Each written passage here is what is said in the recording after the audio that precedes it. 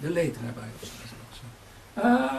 Look, I know his name since the 60s, 70s, Mikado. He was a guy who wrote in a little journal called Israel and Palestine. They kept sending me, and they are the same 25 odd names all the time returned. Today this guy can write in Le Monde because there is demand. The demand exists. There are very few real suppliers, and these guys supply the needs. True or false is irrelevant, because as Deborah Lipstadt has also pointed out in an interview which we have published on our website, that you can find there, in today's post-modern society, truth and falsehood are equivalent. It doesn't matter anymore. Any view on history is more or less acceptable. And if you have views which are so extreme, like Holocaust denial, they also becoming acceptable. And that's what is happening with these new historians. Even if there is only one left, he'll have to travel more intensively. But the demand in Europe is there, and it's going to remain there because it expresses the problems of Europe. Konrad Giron, followed by Maurice Roman. Thank you. I had a couple of points I wanted to bring up. In reading one of the Carter articles, Mr. Carter exclaimed that there can only be peace when Israel leaves the Palestinian territories. And it appears that he does not understand that Palestine and Arab are not synonymous. I think this points to negligence in our not making clear exactly what this is. Another point. You spoke so well about the Holocaust and what it means to us.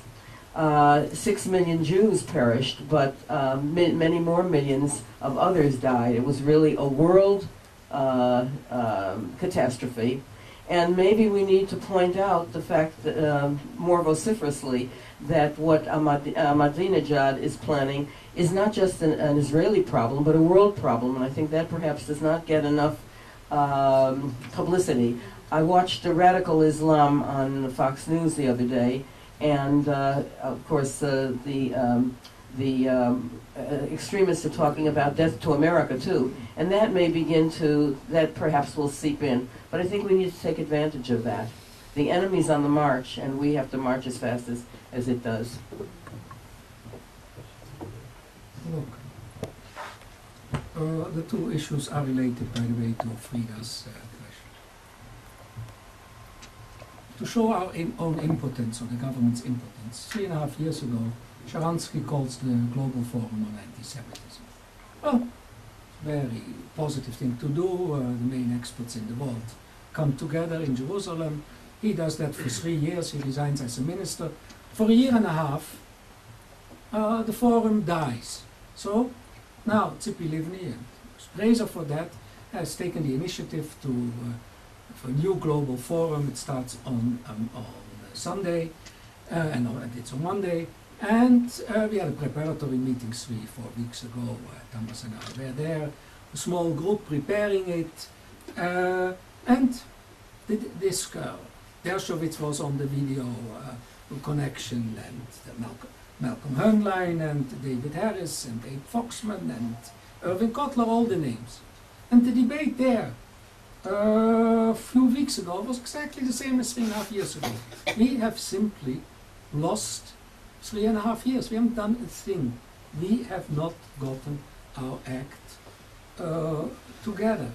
Because the most logical thing is, if you see a problem like Carter coming, that's not mine.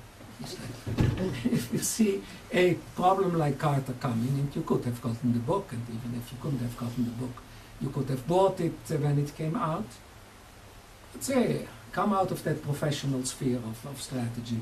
Book takes you to make a decent analysis of that book with a team, a professional team, of a strategist, a lawyer, a psychologist, a PR person. I think it takes you 2 weeks to 3 weeks, a couple of students to make a couple of phone calls.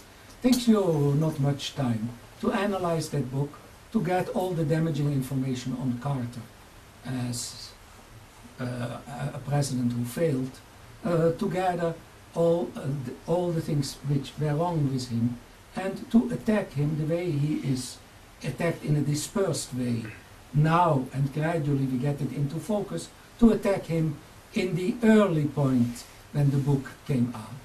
But there is no leadership. The Israeli government doesn't care. It has its mind on other problems. The big Jewish organizations each work for themselves. And these are our realities, and they hamper us. We could have taken Carter into pieces, and Carter was a very worthwhile target, because Carter was so high up that people would say, if Carter can't make it, what is there in it for me to ride this horse? Because many of the people are collaborators. Many of the people who sign divestment petitions are not anti-Israeli, but are interested in their private career.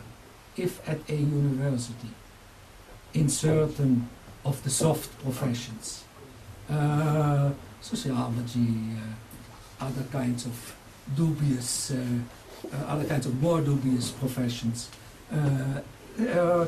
your professors sign these things.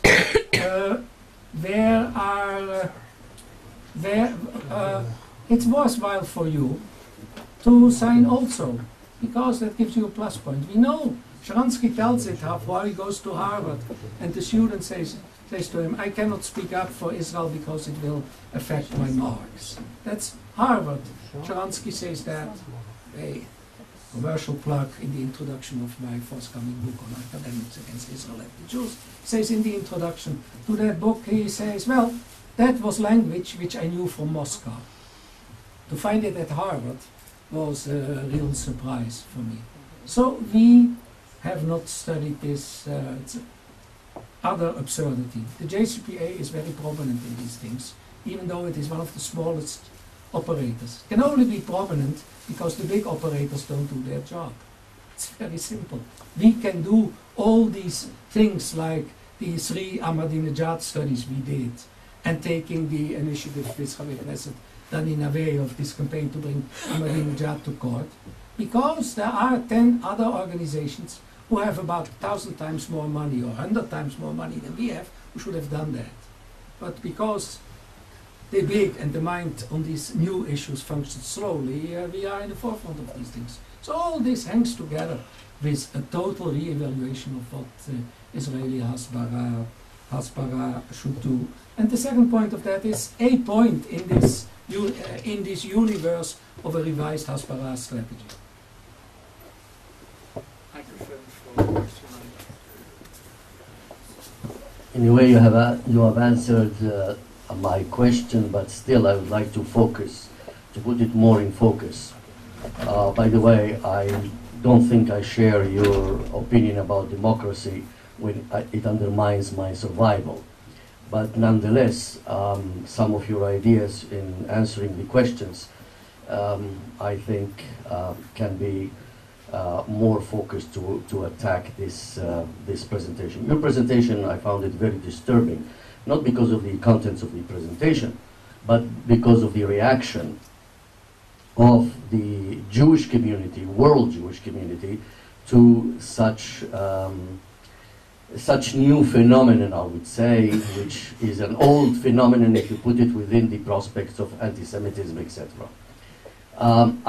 I really do not think it's the problem of Israel or Israel government. Israel government, as you rightly pointed out, this has other problems as a state vis-a-vis the Palestinians, vis-a-vis other states of the world and so on. I think this is the task of world Jewish organizations that in the past they have shown some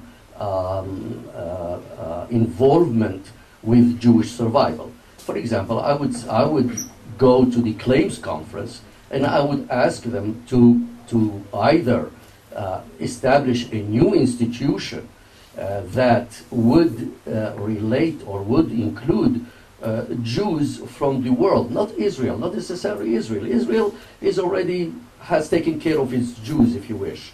And we know the Hasbara, we never had a good Hasbara, we will never have a good Hasbara because of the nature of Israel and so forth, okay?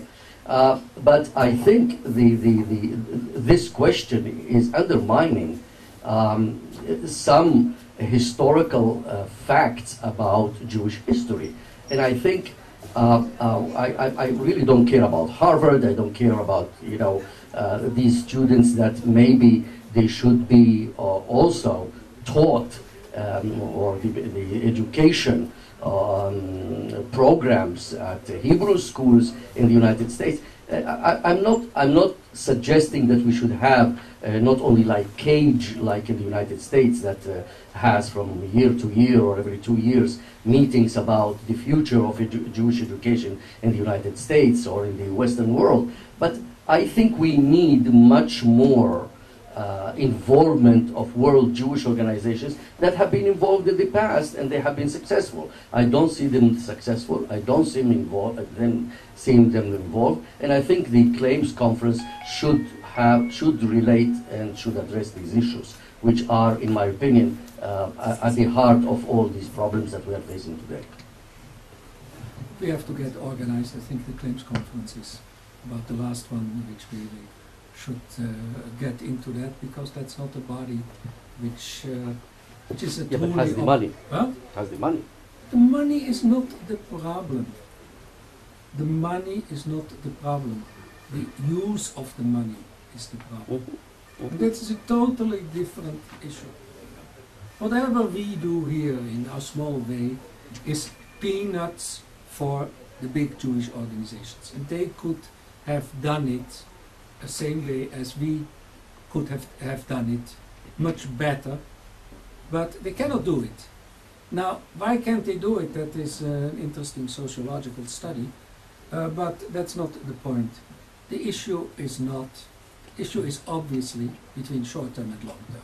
Long-term, I agree with you, education, day schools, colleges are, high schools are a major problem today, colleges are a problem, but these are long-term things. We cannot turn those around. The only thing we can do today is to do the things which I have said, is turn the accusers into the accused.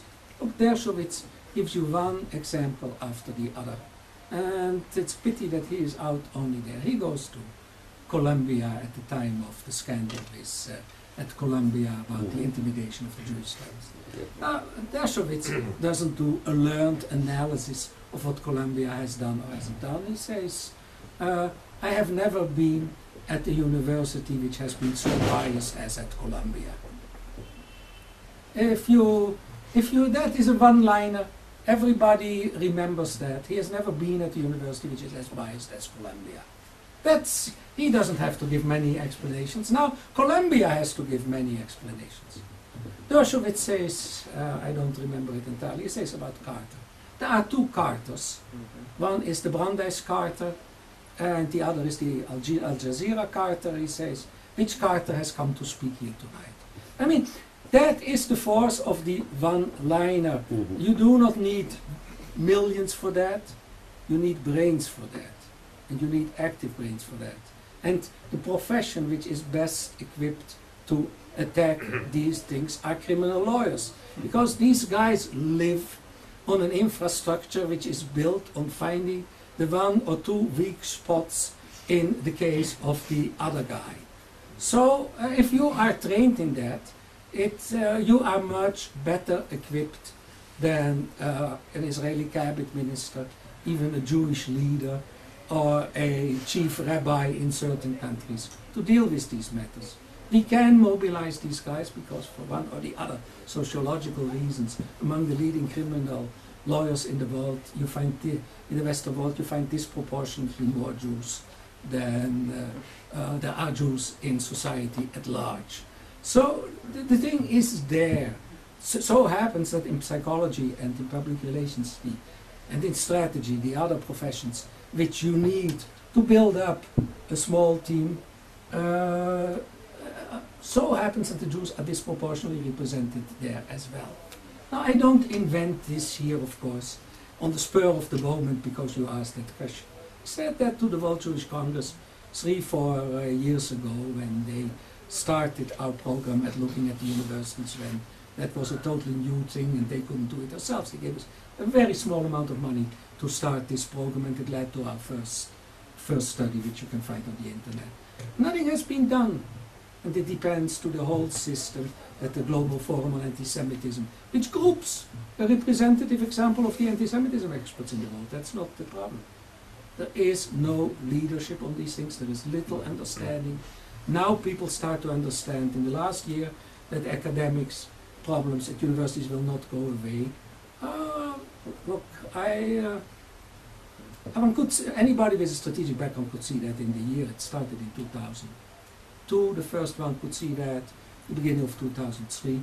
If you don't believe me, you can read it in my piece on the JPSR, which says that, which is on the web, that this problem will not go away. In 2004, I still met with the presidents at Sharansky's place, at the presidents of the Israeli universities. And they weren't convinced at all that it would return. That are the brightest, the best of academia. And it was a sorry meeting, I must say. Academy of Sciences, the elite of the elite was represented by its former president. They were there, and I must say they also are heads of big organizations. They can do it, but it can be done, and the education will have to follow. Education is an issue of 5 to 10 years. The education is an issue of much money. It can be done. They're purple aware of it, but we'll deal with that. We will have results there, reasonable results in 2010 and significant results in 2015. In attacking our enemies, we can have reasonable results in 2007. And that, I think, is a happy note to end on.